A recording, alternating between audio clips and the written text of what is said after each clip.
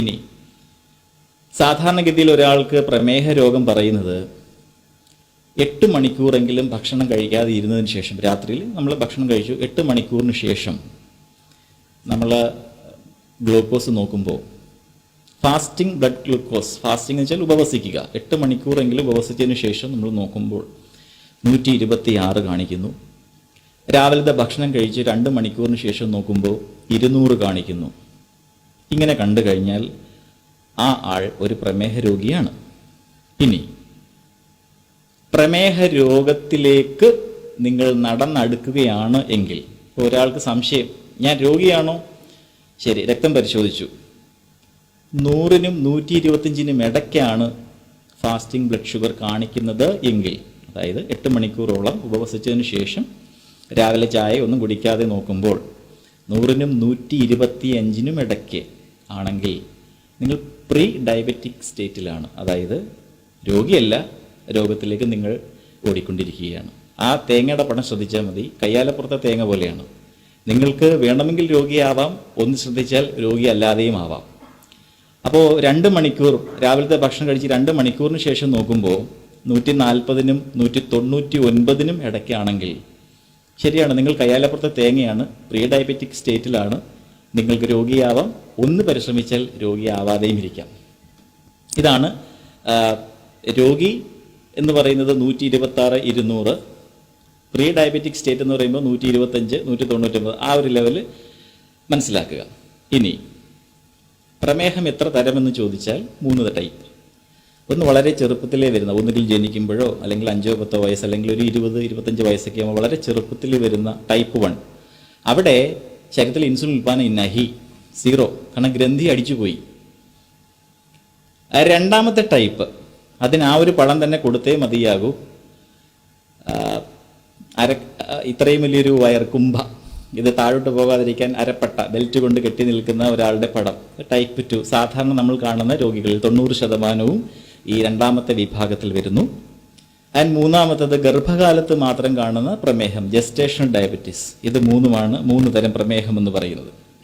ഇനി പ്രമേഹത്തിൻ്റെ ലക്ഷണങ്ങൾ എന്ന് പറയുന്നത്, സാധാരണ നമുക്ക് ചില ലക്ഷണങ്ങളൊക്കെ അറിയാം, ഇവിടെ അങ്ങനെയല്ല. ഒരാൾ പ്രമേഹ രോഗിയാണോ അല്ലെങ്കിൽ അതിലേക്ക് നടക്കുകയാണോ, ചില ലക്ഷണങ്ങൾ പ്രത്യക്ഷപ്പെടും. ഇത് ഒരുപക്ഷെ ഏതെങ്കിലും ആശുപത്രിയിൽ നിന്നോ ഏതെങ്കിലും ആരോഗ്യ മാസികളോ ഒന്നും തന്നെ നിങ്ങൾക്ക് കിട്ടിയിട്ടുണ്ടാവില്ല. നമുക്ക് അതിലേക്ക് ഒന്ന് നോക്കാം. ചിലരുടെ കഴുത്തിൽ സ്കിൻ ടാഗ്, തൊലിയിൽ നിന്നും ഒരു, നമ്മൾ നോക്കിയാൽ നമുക്കിങ്ങനെ പിച്ചാവുന്ന പോലെ ഒരു ഉണ്ണി എന്ന് പറയാൻ പറ്റില്ല, എന്നാലും ഒരു സ്കിൻ ടാഗ് എന്നേ പറയാം. തൊലിയിൽ നിന്ന് ഒരു കൊളുത്ത് പോലെ ഇങ്ങനെ ഒരു കഴുത്തിൽ നോക്കിയാൽ മതി, അതുണ്ടാവും. പലരും കഴുത്ത് തടവുന്നു. രണ്ടാമത്, കഴുത്തിൽ കറുപ്പ് നിറം. ഡോക്ടർമാരുടെ ഭാഷയൊക്കെ പറഞ്ഞു കഴിഞ്ഞാൽ ഒരു രസമാണ്, അക്കാന്തോസിസ് നൈഗ്രിക്കൻസ് എന്നൊക്കെ പറയും. തൊലിക്ക് ആ ഭാഗത്ത് നിറവ്യത്യാസം വരും. മൂന്നാമത്തെ പടം, അബ്നോർമൽ ഫാറ്റ് ഡിപ്പോസിഷൻ, കൊഴുപ്പിൻ്റെ സാധാരണഗതിയിലൊരു വിന്യാസമല്ല നമ്മളവിടെ കാണുന്നത്, അരക്കെട്ടിന് ചുറ്റുമൊക്കെ കൊഴുപ്പടിയുന്നൊരവസ്ഥ. അപ്പോൾ പ്രീ ഡയബറ്റിക് എന്ന് നമ്മൾ പറഞ്ഞാൽ ഓർക്കുക, കഴുത്തിന് ചുറ്റുമോ അല്ലെങ്കിൽ ശരീരത്തിൻ്റെ മറ്റെവിടെയെങ്കിലുമോ ഈ തൊലി നമ്മളിങ്ങനെ പിടിച്ചു കഴിഞ്ഞാൽ സ്കിൻ ടാഗ്, തൊലിയിൽ, അതിനെനിക്കൊരു മലയാളം പറയാൻ പറ്റുന്നില്ല, ഒരു തൊലി കൊളുത്തെന്ന് വേണമെങ്കിൽ പറയാം. അത് ഈ ഭാഗങ്ങളിലാണ് കൂടുതൽ പ്രത്യക്ഷപ്പെടുക. രണ്ടാമത്, കഴുത്തിന് ചുറ്റുമോ അടിയുന്ന, പ്രധാനമായിട്ടും ഈ വരുന്ന നിറവ്യത്യാസം. ആൻഡ് തേർഡ് വൺ, ശരീരത്തിൽ അടിയുന്ന, പല സ്ഥലങ്ങളിലും അടിയുന്ന ഇതുപോലെയുള്ള കൊഴുപ്പ്.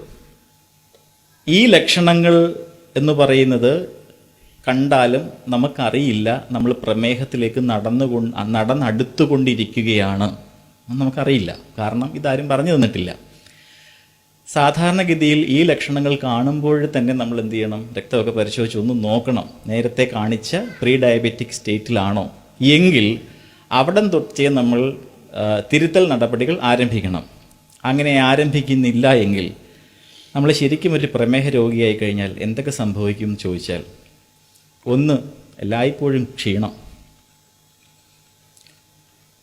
നമ്മുടെ ചില സ്ഥാപനങ്ങളിലൊക്കെ ചെന്നാൽ ചിലരെ കണ്ടു കഴിഞ്ഞാൽ ഇങ്ങനെ എന്താ വന്ന് ഇങ്ങനെ ഒരു ക്ഷീണം, എപ്പോഴും ഒരു ക്ഷീണിതനായിരിക്കുന്ന അവസ്ഥ, വിട്ടുവിട്ട് മൂത്രം ഒഴിക്കുക, ശരീരഭാരം പൊടുന്നനെ കുറയുക, കൈകളിലോ കാലുകളിലോ അല്ലെങ്കിൽ ദേഹത്ത് എവിടെയെങ്കിലും ഉണ്ടാകുന്ന മുറിവുകൾ ഉണങ്ങാതെ ഇരിക്കുക, ലൈംഗിക പ്രശ്നങ്ങൾ, ഉദ്ധാരണശേഷി ഉൾപ്പെടെയുള്ള സാധനങ്ങളുണ്ടാകുന്ന മാറ്റം, എപ്പോഴും വിശപ്പ്, വയറ് നിറച്ച് ചോറ് കഴിച്ചാലും അരമണിക്കൂർ കഴിയുമ്പോൾ വീണ്ടും വിശക്കും, കാഴ്ചയ്ക്ക് എന്തൊക്കെയോ മങ്ങലുകൾ, കൈകളിൽ കാലുകളിലെ തരിപ്പ് അനുഭവപ്പെടൽ, എല്ലായ്പ്പോഴും ദാഹമായിരിക്കും.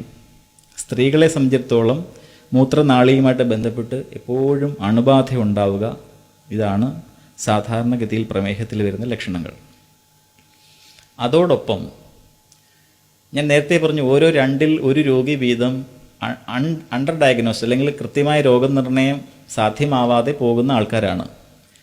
ചിലരൊക്കെ ആശുപത്രിയിൽ വന്നു കഴിഞ്ഞാൽ ആ പല്ലുകളുടെ ഒരു അവസ്ഥ, പല്ല് മോണയൊക്കെ ഈ ഒരു അവസ്ഥയിലാണ് നമ്മൾ കാണുക. ഉറക്കത്തിലെ കൂർക്കം വലി, അത് മറ്റുള്ളവർക്ക് എത്രയൊക്കെ പ്രശ്നം ഉണ്ടാക്കിയാലും നമ്മളത് അറിയുന്നില്ല.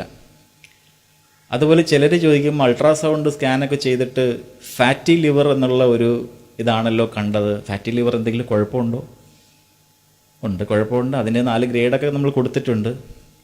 കരളിലെ കോശങ്ങൾ എന്ന് പറയുന്നതിനകത്ത് ഇങ്ങനെ കൊഴുപ്പൊടിഞ്ഞ് കരൾ പണി മേടിക്കുന്ന ഒരവസ്ഥ. ഇതൊക്കെയാണ് ഇതിൽ വരുന്ന ലക്ഷണങ്ങൾ. നമ്മളുടെ മാതാപിതാക്കൾക്കോ കുടുംബത്തിലോ പ്രമേഹമുണ്ട് എങ്കിൽ നമുക്ക് ഈ രോഗം വരാനുള്ള സാധ്യത കൂടുതലാണ്.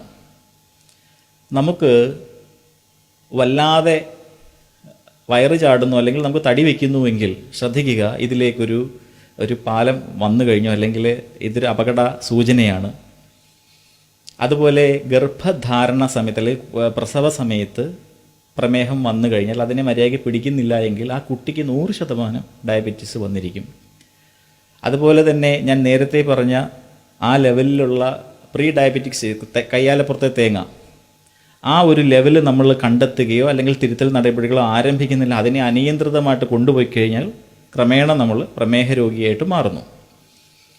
ലോകത്ത് ഓരോ 11-ൽ ഒരാൾക്ക് വീതം പ്രമേഹ രോഗമുണ്ട് എങ്കിൽ പോലും ഈ ലോകത്തിൻ്റെ ഭൂഗോളം കാണിച്ചിട്ട് നമ്മൾ അതിനകത്ത് ഇന്ത്യ കൊടുത്തിരിക്കുന്നത്, ഇന്ത്യയാണ് പ്രമേഹത്തിൻ്റെ തലസ്ഥാനം.